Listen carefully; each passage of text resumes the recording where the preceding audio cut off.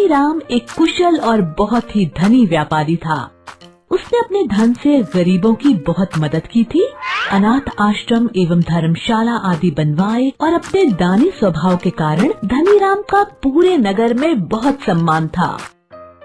धनीराम ने अपनी बेटी की शादी एक बहुत बड़े घर में कर दी। फिर भी बेटी के भाग्य में सुख नहीं था, क्योंकि शादी के बाद पता चला कि उसका पति शराबी और जुआरी था। बेटी को उपहार में दिया सारा धन उसके पति ने जुए में समाप्त कर दिया और अब उसकी बेटी बहुत ही गरीबी की जिंदगी जी रही थी। एक दिन धनीराम की पत्नी ने धनीराम से कहा, आप जानते ही हैं कि हमारी बेटी का पति जुआरी है और हमारी बेटी बहुत दुखी है। आप अपनी बेटी की सहायता क्यों नहीं करते? यूँ तो पूरी दुनिया की मदद करते फिरते हैं। धनीराम ने कहा, भाग्यवान, जब तक बेटी दामाद का भाग्य उदय नहीं होगा तब तक मैं उनकी कितनी भी सहायता कर लूं, उससे कोई फायदा नहीं होगा। जब अपनी बेटी का और उसके पति का भाग्य उदय होगा तो अपने आप ही वे सुख का जीवन जीने लगेंगे और हर कोई उनकी मदद करने को तत्पर रहेगा। लेकिन माँ का दिल तो माँ का दिल ठहरा। अगर बेटी को कोई परेशानी हो तो माँ आराम से कैसे रह सकती है। इसलिए वे बस यही सोचती रहती कि कैसे वे अपनी बेटी की मदद करे। एक दिन धनीराम किसी काम से नगर से बाहर चले गए और इसी का फायदा उठाकर धनीराम की पत्नी ने अपनी बेटी और दामाद को भोजन का न्योता भेज दिया। शाम होते होते बेटी और दामाद धनीराम के घर भोजन को आ गए। सासू माँ ने उनका बहुत आदर सत्कार किया, उन्हें बहुत ही स्वादिष्ट भोजन करवाया और बड़े ही प्रेम के साथ विदा किया तथा जाते जाते एक टोकरी भरकर मोतीचूर के लड्डू भी भेंट स्वरूप अपने दामाद को दे दिया।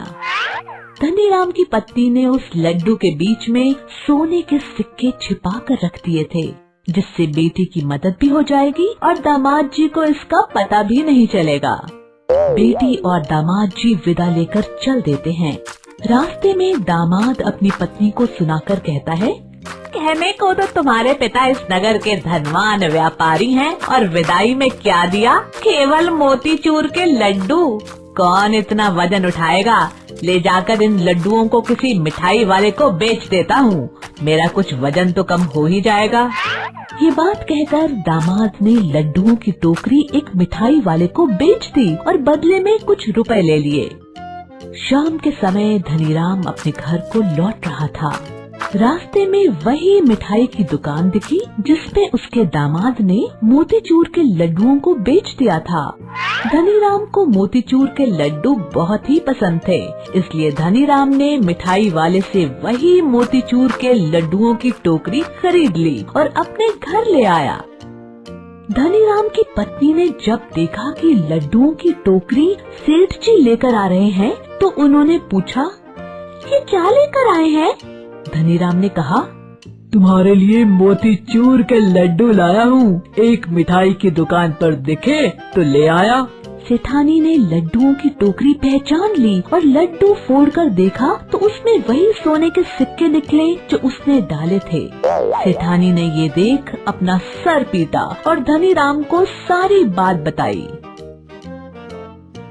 धनीराम ने अपनी पत्नी को समझाया, जब तक भगवान किसी के भाग्य को नहीं जगाता तब तक उसका भाग्य नहीं जागता, फिर चाहे कोई भी कितना ही प्रयास क्यों न कर ले। देखो, ये तुम्हारे सोने के सिक्के वापस तुम्हारे पास ही आ गए, क्योंकि ये सिक्के ना तो तुम्हारी बेटी दामाद के भाग्य में थे और ना ही मिठाई वाले के भाग्य में। शिक्षा: वक्त से पहले और नसीब से ज्यादा किसी को कुछ नहीं मिलता। बच्चों, उम्मीद है आपको हमारी ये कहानी पसंद आई। कृपया हमारे चैनल को सब्सक्राइब करें और सभी अपडेट्स के लिए बेल आइकन जरूर क्लिक करें। और हाँ, वीडियो लाइक और शेयर करना मत भूलिएगा। Bye bye.